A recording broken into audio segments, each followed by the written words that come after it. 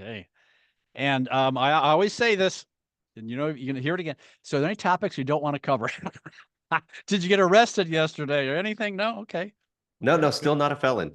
Still, that's your t-shirt. Still Yeah, not still a not a felon. felon. Well, everyone thought, all your grade school teachers said that Jay guy, you're gonna be a felon by 30. I cruised right past it with selling colors. Yeah, wow, that's pretty good.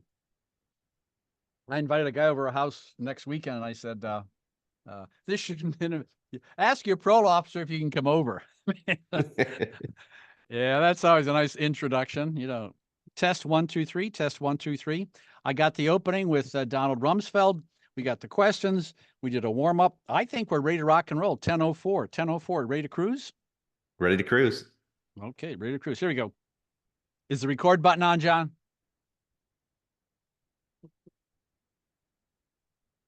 I see it. Hey, John Gilroy here. Donald Rumsfeld famously talked about the unknown unknown. Well, today we're going to talk about the known exploited vulnerabilities catalog. Hit the music, Manny. Welcome to the Federal Tech Podcast, the podcast that connects you to federal technology leaders. My name is John Gilroy, and I will be your moderator. Our guest today is Jay Wallace, Vice President of Global Sales and Customer Engagement at a company called VulnCheck. That's V as in Victor, ULNCHECK. That's my radio background there coming out, huh, Jay? I have to be specific so people can hear it. It sounds great. Yeah. Well, let's talk about this vulnerability thing. And, I'm inside the Beltway. I was at an event yesterday with these big, well-known people and everything else. And there's some known and unknown things in the Beltway. And I think most people inside the Beltway involved in technology know about this thing called the known vulnerability catalog. So what is it all about? And what does that mean for our listeners? We'll start off this defining it. Yeah, so known exploited vulnerability list is just a list of vulnerabilities that are out there that have evidence of exploitation out in the wild. So these are things that are published publicly so that folks know this is a type of thing that can hurt you. There's a lot of vulnerabilities out there, but the ones that are exploited in the wild should be the top priority for you to just either validate it exists in your environment, or if it does exist in your environment, go patch it as soon as possible. Yeah, let's maybe put this in perspective. I have a son named Kev, so I'm gonna call it the Kev. So the Kev here, I mean, it's designed, it's purpose built for the federal government, and there may be 10,000 vulnerabilities. I don't know, 10,000 vulnerabilities out there, but this Kev list usually is around 1,000, maybe more than that. But this is for the benefit of the people at the DoD, for people at DOI. Interior or Treasury or DOT or something like that, and so I think that's the focus here. So whoever put together this list, maybe the people at CISA, maybe you helped them. I don't know who put together this list, but they're saying, well, looky here, Jay. ABC software. There's no federal agency that uses ABC software. There's no vulnerabilities there, so we're not going to include it. Now, you may have a bank in Chicago that uses that ABC software, so it may be vulnerable to them. So I think that's a framework, because that this is really targeted toward our Govy audience, isn't it? CISA actually maintains the known exploited vulnerability list, also called the KEV. So they maintain it so that government entities know exactly what should be important to them. Today, they've got about 1,200 or so vulnerabilities listed on the VulnCheck, or on the CISA KEV, and that's what the government typically leans on to prioritize their vulnerabilities. I like to quote my buddy Greg Toohill. He's a retired brigadier general, and he always says that if you prioritize everything, you prioritize nothing. So we got 1,200 vulnerabilities here. So Jay, how do you handle it? Alphabetical order, recency. So how do you? Well, how does an agency? Let's say DOI. It's people at Interior. How do they prioritize this list? What do they handle first? Yeah, so generally speaking, there's a running list on this known exploited vulnerability list. What CISA does is they publish the vulnerability as soon as they know that it's exploited in the wild. There is patch advice issued by the vendor, and then they will give a certain timeline for remediation.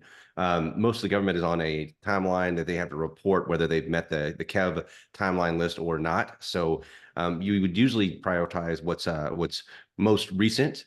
But a lot of times you're working on trying to get either the patch out or to self-report that you have not made the patch timeline. It's one or the other.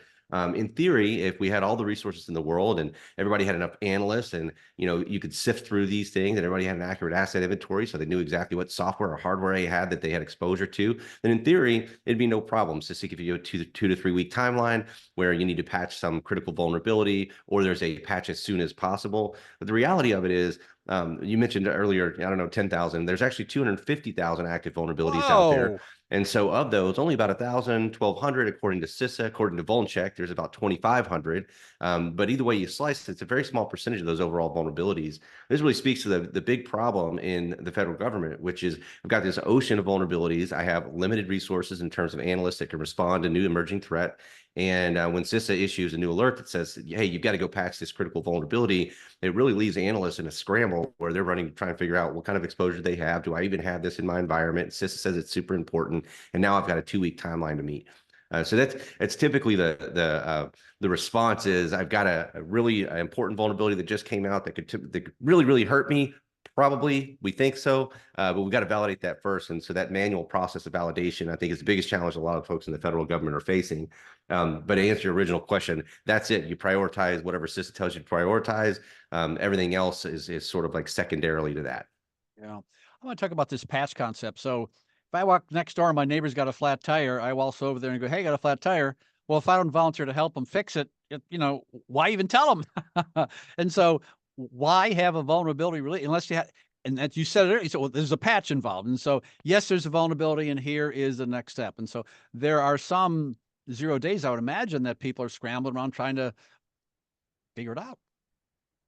Yeah, absolutely. I mean, so the thing is, like, there's a process. Anytime an O-Day comes out, there's a process to get that loaded onto CISA. And so one of the processes that has been in the past generally is a vendor releases a disclosure. That disclosure could be an O-Day vulnerability, high priority, says, this is the next log4j or log4 shell, whatever it may be. You got to go patch it right away.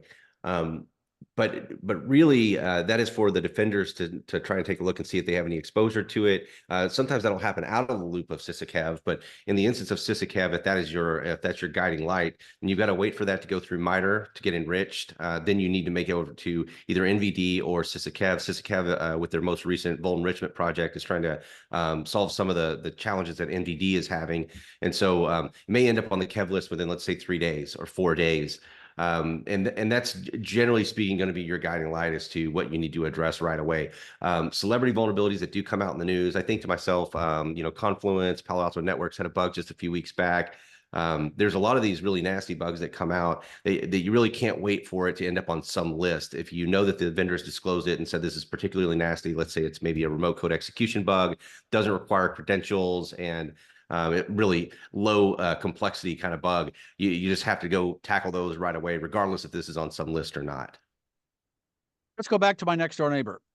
So Wallace over there, he's got a flat tire. And I said, hey, I talked to Jay Wallace yesterday. Sounds like a regular cyber kind of guy. And then I also talked to a guy named Patrick Garrity. He sounds like a bartender.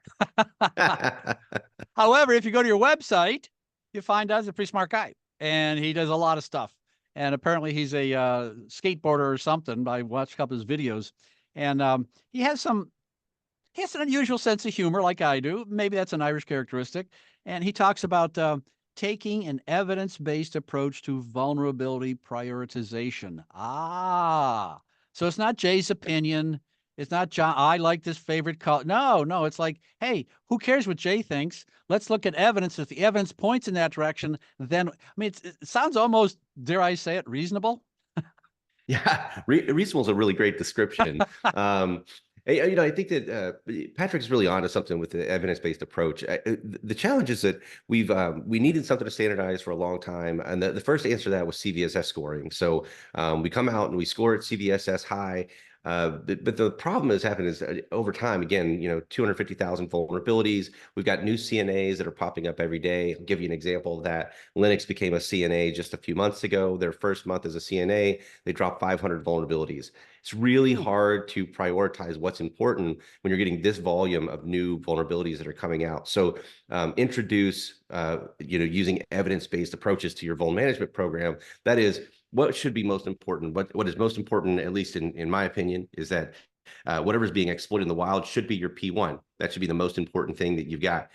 There was a recent bug, and I think it was the Open SSH bug. This almost lit the internet on fire last week. This one was in particularly interesting because, all of our customers were scrambling, calling us saying, hey, what do you have on this bug? Was making the news. I think that Wallace sort of buried the lead and said, oh, it's a huge bug. And there wasn't really a lot of evidence around it. Well, it turned out to be there was no bypass techniques to get around the bug. So it was sort of a secondary exploit. And TBD, I'm sure there will be stuff written about it. There were some exploit POCs, but they were unvalidated exploit proof of concepts. And so we couldn't tell that they actually worked. Nobody could get them to work. And so in the first 72 hours of this bug, though it made the news and it made for a great headline, we really couldn't find any evidence of active exploitation in the wild. And so whereas this is newsworthy, perhaps, it's probably not something you should stop your day job and start focusing on. That's the evidence-based approach. It is knowing what is being actively exploited in the wild, having evidence of that exploitation, and then tackling those as your P1s, not really just following the news cycle, because sometimes that can be misleading. Yeah. I'm going to make a prediction here. I predict the next trade show you go to, every other word you're going to hear is artificial intelligence, because that's really a trendy phrase here. But I want to change. I want to talk about exploit intelligence.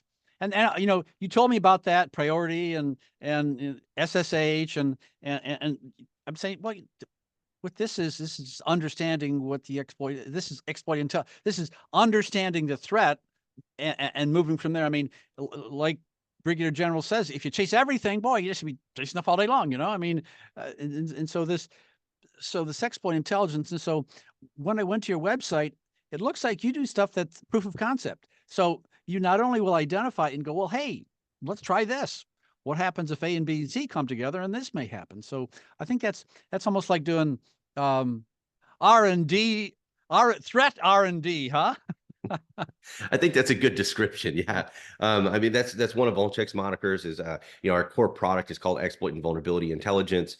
And the reason we call it that is, our approach is generally collect all of the data and then make sense of the data, and then deliver that to our customers as an easily machine consumable fashion. So we deliver everything that we collect as a JSON image. It doesn't really matter what kind of format we get it in. We collect it, normalize it, and send it out to our customers in an easily consumable fashion. That's so they can sort of cut through all of the noise. The one thing that I will say about VulnCheck is we never ask anybody to trust us. I think that is the most important part. We provide all the evidence, we provide all the reference URLs, we provide all the things that we're saying. We know this is being exploited in the wild. Another, I would say, somewhat unpopular opinion is we don't score things because we don't know what your environment looks like next to the next environment. The intelligence community will have a different bar than the DoD, than United Parcel Service, than TSA. Or Homeland Security. They all have different environments, they have different exposures, and so we intentionally do not score. We just provide you the evidence of exploitation, the timelines in which we saw it exploited, and we treat every vulnerability that comes out like a forever day vulnerability, meaning we're going to track the timeline from the time that it was exploited first all the way through. It doesn't matter if it happens 5 years from now and that same bug is used in a different way to weaponize a vulnerability. We're tracking that and we're providing that to all of our customers. So it is a big data set, but it's a big data set on purpose. Because again, going back to that original phrase, we're not asking you to trust us. Here's the evidence that you can make the right decisions in your environment. Yeah, that's a nice approach. I mentioned Patrick Garrity, and I went to your website, VulnCheck. He's got an interesting blog. There has some comments. He's got some videos, kind of stuff. Anything that maybe you direct your listeners to looking at the website? Particular blog? Yeah, there's I would say really anything that Patrick has written up, and since he joined us back in January, has been I feel like pure gold. He's taken a lot of the data. This may come as a shock to you, but looking at JSON images does not excite everyone, and so what Patrick has done has taken a lot of the really core data that we have. He's done some great research on it, and he publishes it in a very nice data visualization. There was a really good matter of fact, if you Google VulnCheck Cozy Bear, he did a great data viz on Cozy Bear, which was just a really great write-up about all the things that Cozy Bear has been associated with. All the different aliases that they've used, all the software they have exploited, all the different MITRE attack techniques they've used to exploit said software, the victim countries they've targeted, what CVEs have they used, and what industries have they targeted. And I think that things like that are really, really useful. There's a concept that in the industry, we've got these really great, incredibly smart people that know every query syntax for every tool, and they really know how to dig into the data. And then there's the other 98% of us that are either just getting started in cyber, or don't have those types of expertise because they haven't done that kind of work. They haven't written shell code before. They don't know how to write an exploit POC. And I think Patrick handles this 98% of the industry, where he makes concepts that could be potentially hard, makes them very simple and easy to digest and consume. Really easy to understand what kind of problem he's trying to solve or the things that he's doing research on. So yeah, I would say again, anything that he's written up, I think the Cozy Bear thing was great. If you Google VulnCheck, Confluence, then he did a really great Confluence write up on the impact of the CVE timeline, where we picked it up first, and then over time how we've continued to collect information and evidence of exploitation in the wild.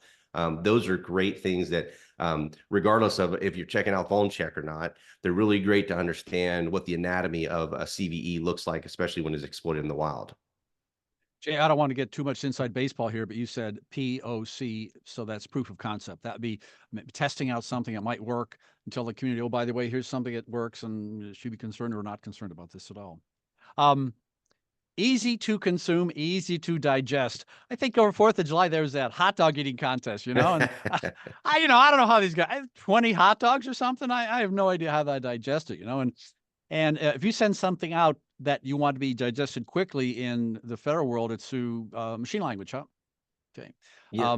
However, a mere mortal like me may want to see something in a different way, maybe something with the user interface. And I think what you've done is you've taken all these brainiacs and in the last few months said, hey, let's form a community and maybe have some kind of a user interface. So it's a little bit more, go back to the word consumable. So tell me about your community. I think communities are going to be AI killers. So I love communities. Yeah, I think that community is really the way that you get folks to rally around against a single mission, right? And we're talking federal government. We've all got our own missions. We're all focused on a specific task at hand, and that task requires a lot of teamwork. And I think that's why the community has been so good for us. Not only have we gotten a ton of really good feedback from it, but we decided to go out with the community in the same way that we went out with our enterprise and commercial offering, which is deliver a really simple API with a JSON image that can be consumed very easily. We allow for our community edition to be taken as an offline backup. So for our federal customers and federal partners, take that thing, walk it across an air gap, and you can use it locally, drop it in an S3 bucket, run the same Python queries you're already running on a similar database, or if you're already using the NIST NVD API, it's very, very similar. So there's not a lot of adjustment that you have to make there. We did this on purpose because we saw a couple of things happening. The first thing that was happening, and we released this actually prior to the community edition being launched, we launched something called VulnCheck Kev.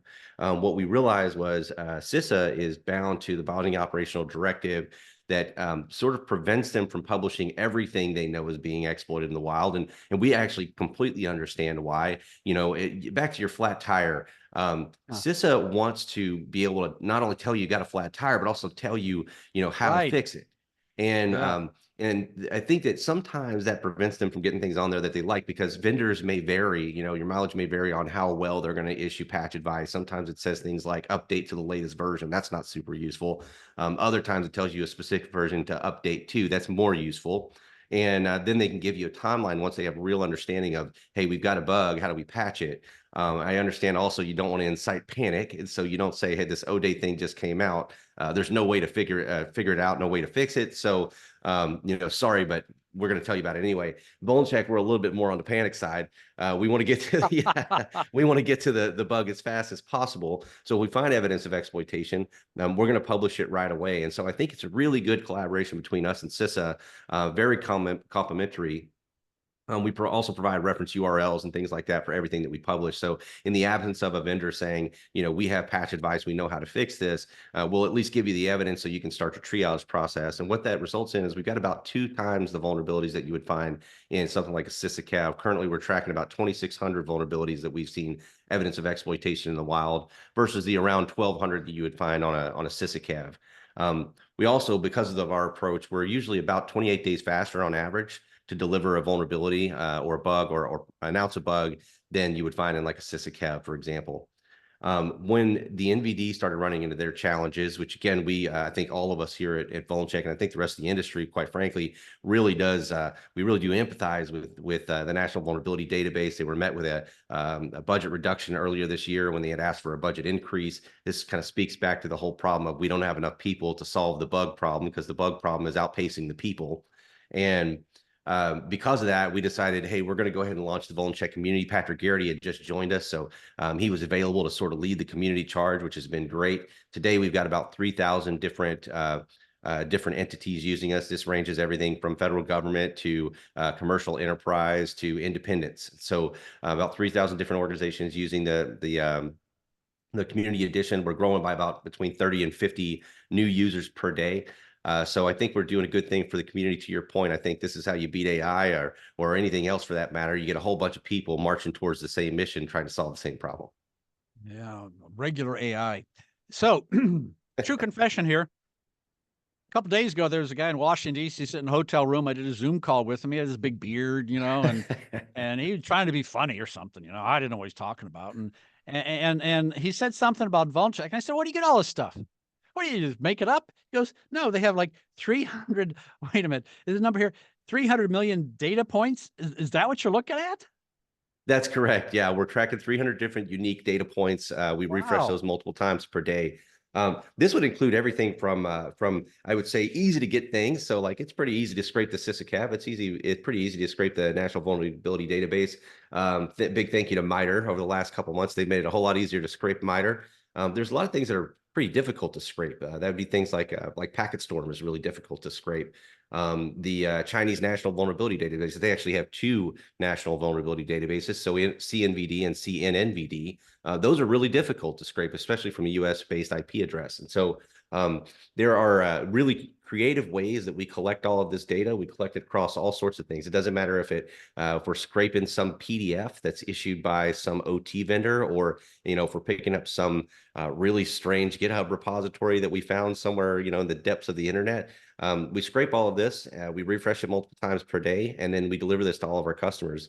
Now, one of the unique things we do as well is we cache all of the data. So that means, we'll give one example would be a threat actor publishes on accident an exploit POC.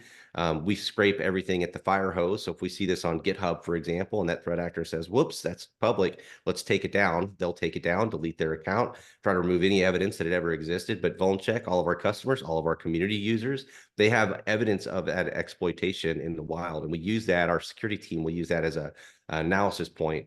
If we find out that it's a particularly bad bug, or that's maybe leading evidence, there's no CVE just yet, but that's leading evidence that there's going to be a new bug come out. That's where our security research comes in, and our team will go in and analyze that, kind of figure out what kind of attack techniques were they planning on using this bug for, and then we publish that out to our community.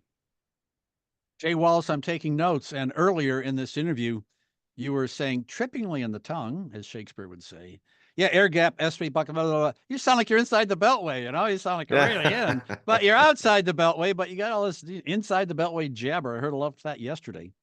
I want to use some jabber here too, and people who are involved in this industry, they use specific terms like you're throwing up POC and a lot of these terms that you're comfortable with. There's some things that in my research for understanding vulnerabilities I came upon. Maybe it's got to do with scoring. One is called EPSS, another one's called SSVC. So the first acronym is Exploit Prediction Scoring System, and the second one is the Shareholder Specific Vulnerability. So does that got something to do with you? Do the govies use this? Is this for commercial people? Or what are these two concepts used for? So I think that in general, everybody would like to use them. I think EPSS was sort of the next iteration of trying to solve the CVSS problem, and so you can get some predictability within the scoring system. CVSS is definitely a looking back metric, so it's definitely a reactive metric. EPSS is intended to be a little bit more proactive. I think they've had a little bit of trouble with adoption. We've got lots of people ask us to pull in EPSS scoring, which we do, and we provide that to our customers just like we do CVSS. With the SVCC, it's more like account ownership. So one of the challenges that many enterprises, governments alike have is that who owns the asset that needs to be patched? So now I've got a vulnerability that comes out. Who in the world is supposed to patch it? And that usually is buried deep in some system like an Active Directory. If you're using Microsoft, which most of our customers are, most of the government is using Microsoft, And so you would look into something like an Active Directory or ServiceNow or some other system of record that tells you who owns a particular asset. When you issue a ticket, so a critical bug comes out, you need to issue that ticket to the asset owner, and that's where that particular system would come in handy.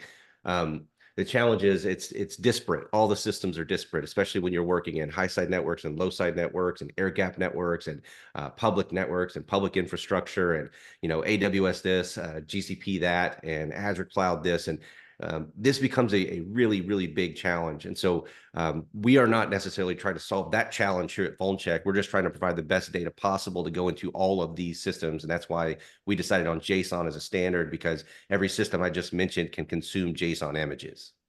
No.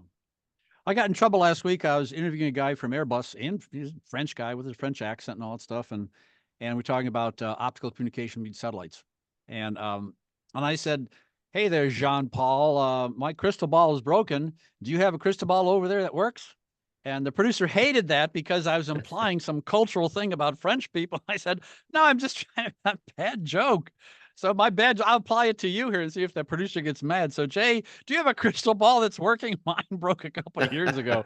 So gaze into your crystal ball, gaze. And so give me a prediction in the next few years. I mean, do you think there's going to be an incident and people go, wow, no, we got to get serious about this? Or I see a lot of muddling through. Now, maybe because I've seen around, but so gaze into your crystal ball there, Mr. Wallace, and tell me what you see. Well, I could probably look back to tell you the answer to that. I mean, has there not been a big enough bug yet to Yeah, I cause mean, change? how much do you want? It's like you're in high Exactly. school, you get punched 10 times and coach 20 times. Well, when are you going to react? You just go to school every morning and get punched. It's like, well, Yeah, something's going to exactly. happen. Yeah, it's like they have to wake up. I mean, it just seems slipping by, and we dodge that one and dodge this one. Well, it can happen all the time. I mean, my wife went to school in Oklahoma, and some people they dodge those hurricanes and tornadoes, but they get hit, and sooner or later you're going to get hit in Oklahoma. I mean, it's going to happen. Yep. I think maybe that's Yeah. a cyber storm going to hit the govies here. And I think they got to smarten up or wise. I don't know. It's I just think Well, they're yeah, I think like opinion wise, there's definitely been some things that are big enough. I mean, just a couple months ago, our national security leaders came out and said that China was the biggest existential threat that we have as far as cyber is concerned. It's the biggest threat to our nation's, our nation's ability to continue to innovate. There's a lot of different reasons why, but this is something rare.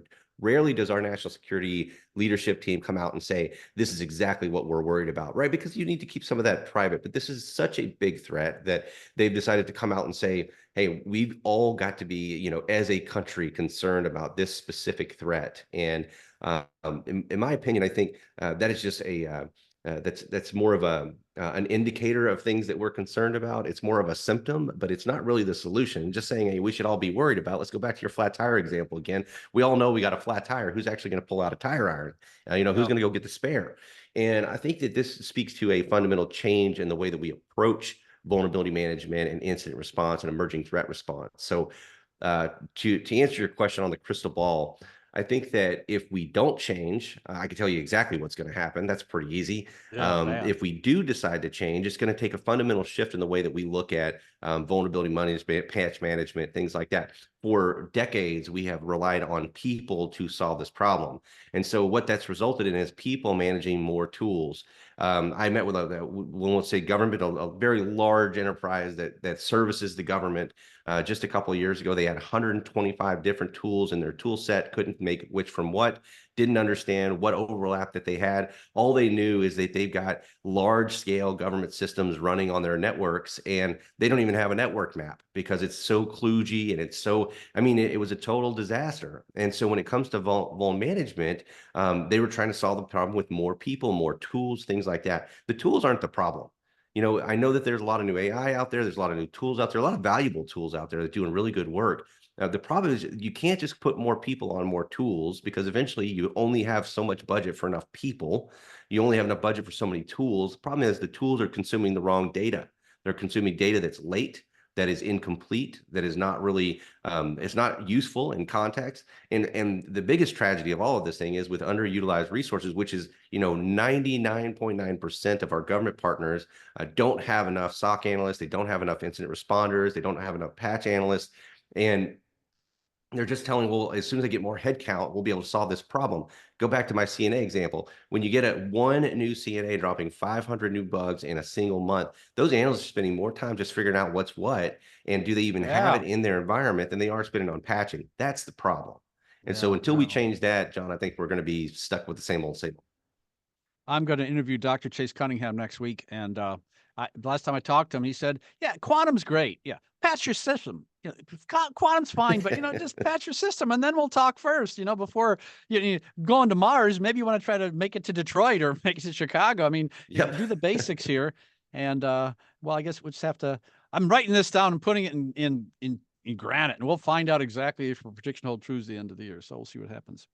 You have been listening to the Federal Tech Podcast with John Gilroy. I'd like to thank my guest, Jay Wallace, Global Sales and Customer Engagement at VulnCheck, VulnCheck. Thanks, Jay. Thanks, John. Thanks for having me.